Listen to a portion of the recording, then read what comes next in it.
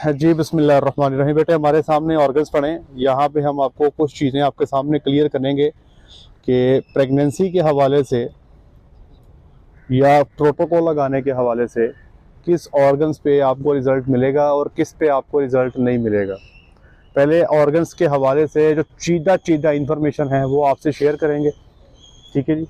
उस इंफॉर्मेशन के बाद ये आपने सिंक्रोनाइजेशन प्रोटोकॉल्स पढ़े होंगे।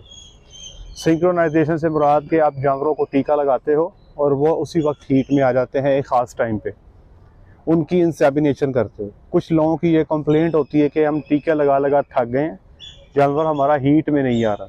ये आपको अक्सर कंप्लेंट्स मिलेंगी मार्केट में।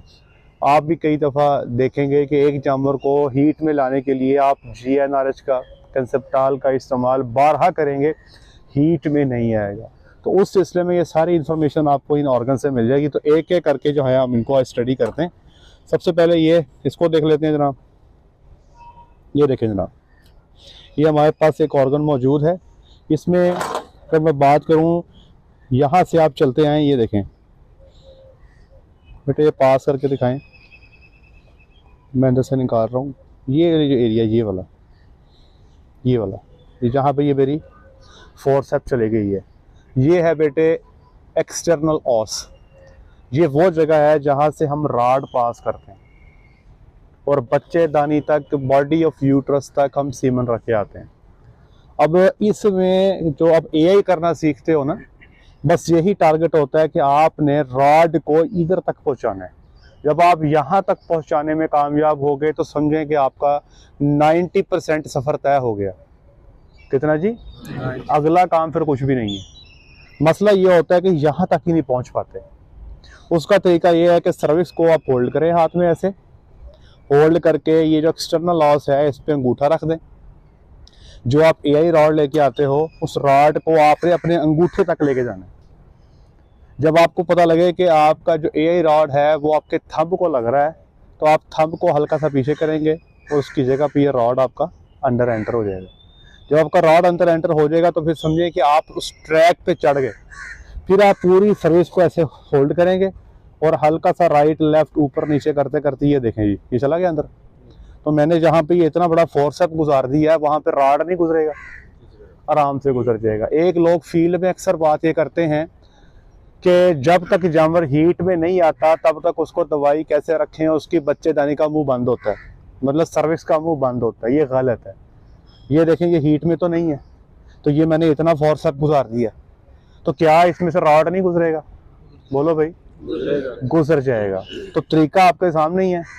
जो मेन गेम है, कल भी आपने देखा होगा, जब हम इंसेमिनेशन करते हैं तो बाहर से जोर नहीं लगाना, अंदर से आपके रिस्ट का काम है। रिस्ट को राइट पे, लेफ्ट पे, ऊपर नीचे आप करते जाएंगे, ये खुद ही रॉड आगे गुजरता जाएगा। पीछे से हल्का सा प्रेशर आपने देना है। फिर ये वाला जो एरिया है, ये वाला जो एरिया है, ये थोड़ा सा हार्ड है। ये क्या है? ये सर्विक्स है। क्या है जी? हार्ड है। ये क्या है? सर्विक्स है। इसकी यहाँ पे ये हार्डनेस ख़त्म हो जाती है। तो जहाँ पे हार्डनेस ख़त्म हो रही है, ये वाला एरिया क्या होगा? इंटरनल ऑस। ये बाहर वाला सुराख, ये अंदर वाला ऑस सुराख को कहते हैं। बाहर वाला सुराख और अंदर वाला सुराख। उसके बाद ये जो इतना एरिया है, ये इतना, ये क्या है? ये है बॉडी ऑफ यूट्रस। मैंने निशान लगा दिया, यहाँ से लेके यहाँ तक। क्या है जी? Body of uterus. हम यहाँ पे कोशिश करते हैं इस जगह पे सीमन रख दें, middle of the body of uterus. उसमें क्या होगा? सीमन जो है वो कुछ इस हॉर्न में निकल जाएगा, कुछ इस हॉर्न में निकल जाएगा। तो आपको नहीं पता कि ओवुलेशन यहाँ पे हो रही है या यहाँ पे हो रही है। अगर आपने अल्ट्रासाउंड किया, आपको पता है कि ओवुलेशन राइट साइड पे हो रही है, तो आप इधर की बजाय इधर रख के इंसेमिनेट कर दें, टुवर्ड्स दी हॉर्न। बुक्स में लिखा गया है कि अगर आप इंट्रा हॉर्न इंसेमिनेशन करते हो, यूट्रस के हॉर्न में इंसेमिनेशन कर देते हो, तो उससे कोई एडिशनल एडवांटेज आपको नहीं मिलता। और मैंने ये 2 साल काम किया हुआ है, हॉर्न्स के अंदर जाके इंसेमिनेशन करते रहे, लेकिन मुझे कंसेप्शन में खासा फ़र्क नहीं मिला। तो इसलिए अभी हम बॉडी ऑफ यूट्रस में ही इंसेमिनेशन करते हैं। अब 2 चीज़ें देखें, ये देखें, ये हॉर्न 2 नज़र आ रहे हैं यहाँ पे, इनके बीच में देखें, ये क्या है जी? ये बाइफरकेशन है, ये लिगामेंट है। तो ये हॉर्न आपस में यहाँ से जुड़े हुए हैं, आप देख रहे हो, लेकिन अगर आप गौर करें तो ये अलग-अलग है, ये यहाँ से अलग आ रहा है और ये यहाँ से अलग आ रहा है, ये अंदर में यहीं से ही अलग हो जाते हैं। मतलब कि ये सर्विस यहाँ खत्म हो गई, ये बॉडी फ्यूटर खत्म हो गई, अब हॉर्न एक इधर से रास्ता अलग जा रहा है, एक यहाँ से रास्ता अलग जा रहा है और ये अंदर में यहाँ तक बंद है। बाहर से यहाँ से महसूस होता है, अंदर में यहाँ तक बंद है। ये है एक्सटर्नल बाइफर्केशन, ये है इंटरनल बाइफर्केशन। ठीक है जी। तो यहाँ से जो स्पर्म्स हैं वो कुछ इस तरफ निकल जाते हैं, कुछ इस तरफ निकल जाते हैं। इवन के अगर आप यहाँ पे भी जाकर टीका रख दो तो फिर भी आपको स्पर्म्स यहाँ पे दूसरे हॉर्न में मिल सकते हैं। उसकी वजह यह है कि जब आप इंसेमिनेट करते हो तो सीमन ऑल डायरेक्शंस में जाता है, आगे पीछे इधर इधर। इवन के कुछ जो सीमन के स्पर्म्स हैं वो म्यूकस के साथ बाहर भी वापस आ जाते हैं, रेट्रोग्रेड लॉस होता है।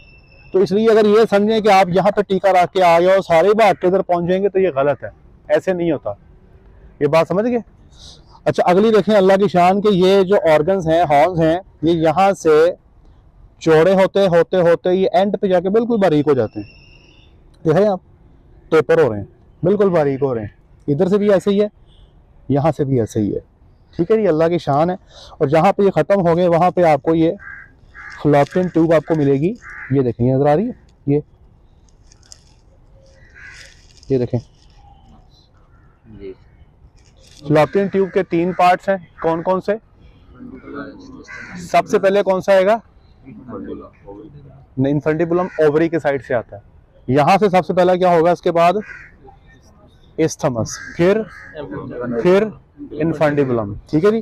तो ये जो ओवरी के पास जो पार्ट जाके लगता है, वो जो निकलता है वो इन्फंटिबुलम है। ये फिर आपकी ओवरी आ गई। अब ये ओवरी देख लें और ये 2 ओवरी देख लें। अब इसमें आपको एक चीज दिखाता हूँ जो देखने वाली है। उससे पहले याद रखें कि ये जो आपको एक पार्ट नजर आ रहा है, ये वाला, ये सारा का सारा ये ब्रॉड लिगामेंट है जो बच्चे दाने को अंदर उसकी जगह पे रखता है, यूट्रस को। ये वाला हिस्सा इसके साथ जुड़ा हुआ है तो ये मीजोमेट्रियम कहलाता है। ठीक है, जो ओवरी के साथ जुड़ा हुआ है वो क्या कहलाता है? Meso ovarian. जो फिलापियन ट्यूब के साथ जुड़ा हुआ है मीजोसाल्पिंग्स उसको कहा जाता है। ठीक है, अब ये देखें, अब इसमें अपने फॉलिकल चेक करने हैं। ये देखें, गौर से देखें, ये ब्लैक के साथ स्पॉट नजर आ रहा है, ये फॉलिकल है, इसमें स्पॉट्स नहीं मिलेगा। इसको देखते हैं जी। अच्छा, ये बड़ी काम की चीज मिल गई है। डॉक्टर साहब आप ऑर्गन लेकर आए हैं ना, ये आपके पैसे पूरे हो गए आज। ये बड़े काम की चीज है, ये लोगों को समझ ही नहीं आती सीएल क्या होता है। समझ आ गई है? एक्सप्लेन करने की जरूरत है इसे? मैं करूंगा, लेकिन तुमको समझ आ रही है क्या है? ये गौर से देखें, ये सीएल है, देख रहे हैं? इसको जरा गौर से समझ लें, ये बार बार ये नहीं मिलना आपको बेटे। इसको जरा पास से ज्यादा फोकस करना है ताकि आवाम को अच्छी समझ आ रही है। ओवरी देख रहे हैं, ओवरी के ऊपर देखें, ये इतना गोल सा नजर आ रहा है, अलग ही है। ये अंगूठी नहीं बनी हुई। अगर मैं कहूं कि ये पूरी की पूरी अंगूठी है तो गलत तो नहीं होगा, है जी? अच्छा, एक सवाल मेरा ये होगा, आपने कहा जी अंगूठी है। दूसरे सवाल का जवाब दें, क्या ये जो ऊपर आपको स्ट्रक्चर नजर आ रहा है, क्या इसकी कोई नेक मौजूद है? बेटे है, ये नेक ही है, ये नेक है। ये आपको इसके सारे बॉर्डर नजर आ रहे हैं ना, ये देखें कि कहां से शुरू हो रहा है, नजर आ रहा है ना? ये कहां से शुरू हो रहा है, सारे बॉर्डर क्लियर है। तो ये 2 चीजें हो गई। एक तो इसका ये नेक क्लियर है, इसके सारे इसके बॉर्डर नजर आ रहे हैं। दूसरा, ये ऊपर उठा हुआ, ओवरी के सरफेस से ऊपर उठा हुआ है, तो बेटे ये है कॉर्पस ल्यूटियम। अच्छा, लोग कहते हैं कि यार डलमाजीन का टीका लगा दो, साइक्लोमेट का टीका लगा दो, जानवर 2 से 3 दिन बाद हीट में आ जाएगा। ऐसे ही है, सुना होगा आपने। या बाहर लोग ये भी कहते हैं कि अगर जानवर को पहले टीका लगाया, वो हीट में नहीं आया, उसको 2 से 11 दिन बाद दोबारा टीका लगा दो डलमाजीन का, वो फिर हीट में आ जाएगा। सुना होगा कि या 1 टीका लगा दो या 11 दिन के फर्क से 2 टीके लगा दो। अब इसका मुवाजना इससे कर लें। इस जानवर को, जिसकी ये ओवरीज आप देख रहे हो, इस पे सीएल मौजूद नहीं है, इसको बाल्टी भर के 10 दफा भी आप डलमाजीन या साइक्लोमेट लगा दो, ये हीट में नहीं आएगा। ये जानवर, इसको पहले ही टीका लगेगा डलमाजीन का या साइक्लोमेट का, ये तीसरे दिन हीट में होगा। क्यों? क्योंकि इस डेल्माजीन का या साइक्लोमेट का काम क्या है, इस सीएल को तोड़ना है। जब ये सीएल टूटेगा तो जानवर ऑटोमेटिकली 3 दिन में हीट में आ जाएगा। अगर ओवरी पे सीएल मौजूद ही नहीं है तो फिर डेल्माजीन या साइक्लोमेट कुछ भी नहीं करेगा, जितना मर्जी लगाते जाओ। तो इसीलिए हम फार्मर्स को कहते हैं कि अगर आपने पीजीएफ लगाना है, डेल्माजीन या साइक्लोमेट लगाना है, तो पहले हम ओवरी को चेक करके उस पर सीएल ढूंढते हैं। अगर हमें सीएल मिलेगा, सीएल भी जब देखो उसमें भी 2-3 तरह का सीएल है। ये सीएल पूरा डेवलप्ड है। शुरू में जब सीएल बनना शुरू होता है तो पहले 5 दिन तक वो सीएल जो है साइक्लोमेट को, डेल्माजीन को रिस्पॉन्ड नहीं करता, लेकिन जैसे ही आप 11 दिन के बाद डेल्माजीन लगाओगे तब वो रिस्पॉन्ड कर जाएगा। ठीक है, एक बात होगी। दूसरी बात, जब सीएल नया बनेगा, मिसाल के तौर पे जानवर आज हीट में आया, सीएल बनना शुरू हो गया, अगले दिन आपने 6 या 7 दिन के बाद चेक किया तो सीएल के यहाँ पे सेंटर में, बेटे दिखाओ, ये सेंटर में यहाँ पे हल्का सा डिप्रेशन होगा। ये याद रख लें, क्या होगा? डिप्रेशन होगा। लेकिन अगर जानवर को हीट में आया, अब ये जो जानवर आपके सामने मौजूद है ना, ये तकरीबन 12 से 13 दिन पहले हीट में था। मुझे कैसे पता लगा? क्योंकि इसकी जो सीएल की एज है वो कितनी है? 12 से 13 दिन। अब मुझे कैसे पता लगा 12 से 13 दिन है?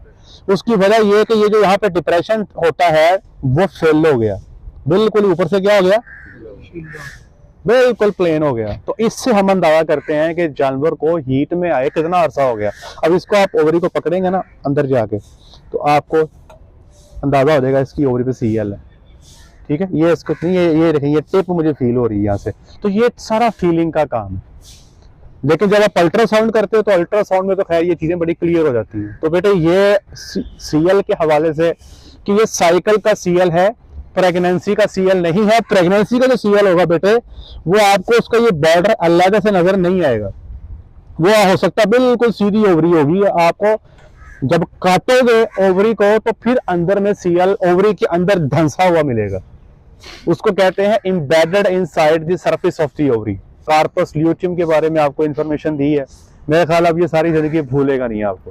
ठीक है जी, ये आप बाकी चीजें बेटे फील करने से आती हैं, प्रैक्टिस से आती है। जब हमने नया काम शुरू किया था ना, तो ये जो हमारे ये फिंगर टिप्स है ना, ये वाली, इनको फॉलिकल महसूस नहीं होता था। काम करते गए अब इन फिंगर टिप्स को फॉलिकल महसूस हो जाता है। तो ये काम है प्रैक्टिस के साथ करने का। ठीक है, जब तक आप अंदर हाथ डालोगे नहीं, ओवरी को पकड़ोगे नहीं, महसूस नहीं करोगे, तब तक ये एक फीलिंग्स के काम है। ये हमारी एक फीलिंग बनी होती है, उसके ऊपर हम डिसीजन दे रहे होते हैं। तो ये प्रैक्टिस जितनी करते जाओगे उतना ही आसान होता जाएगा। जैसे मैं अक्सर मिसाल देता हूँ, जब आप गाड़ी नई चलानी सीखते हो तो बहुत जबरदस्ती आपने जोर से स्टीयरिंग को पकड़ा होता है दोनों हाथों से, ऐसे ही है। अगर आप में कोई ड्राइवर लोग हैं, ठीक है, फिर आपकी पूरी तवज्जो होती है, आपने सीट भी आगे की होती है, हालांकि आप बहुत लंबे चौड़े कद के हैं, आप सीट भी पीछे पूरी नहीं करते, आप ऐसे अटेंटिव होके बैठे होते हो। और चौथे, जब आप गाड़ी स्टार्ट करते हो तो क्लच छोड़ते हो, जैसे ही रेस देना स्टार्ट करते हो तो पहले 2-3 दिन तो गाड़ी आपसे बंद होती है। और जब भी किसी ट्रैफिक सिग्नल में फंसते हो, आपको यही टेंशन रहती है कि यार अब मैंने गाड़ी स्टार्ट करनी कहीं बंद ही ना हो जाए। लेकिन ठीक 15 दिन के बाद जब रोजाना गाड़ी चलाते हो तो सूरत हाल ये होती है कि आपकी सीट पूरी पीछे हो जाती है, आपका जो 2 हाथ स्टीयरिंग पे होने हैं, आप एक उंगली रख लेते हो, ठीक है, दूसरे हाथ में आप मोबाइल भी देख रहे होते हो, ड्राइविंग भी कर रहे होते हो। आप वही हैं जो 15 दिन पहले किसी और तरह बिहेव कर रहे थे। ये क्या था? ये तजर्बा आ गया, एक्सपीरियंस आ गया। और ये एक्सपीरियंस जो है ये काम करके आता है। वो बंदे जो जितना ज्यादा काम करेंगे उनकी इस पे उतनी ही ज्यादा ग्रिप बनती जाएगी। तो बेटे ये बात क्लियर हो गई है, इसकी समझ आ गई है। मेरा ख्याल है ये आज के लिए इतना ही काफी है। आप इसको देखें, इस पे काम करें, इसको अंडरस्टैंड करें। आज के लिए इतना ही। अल्लाह हाफिज।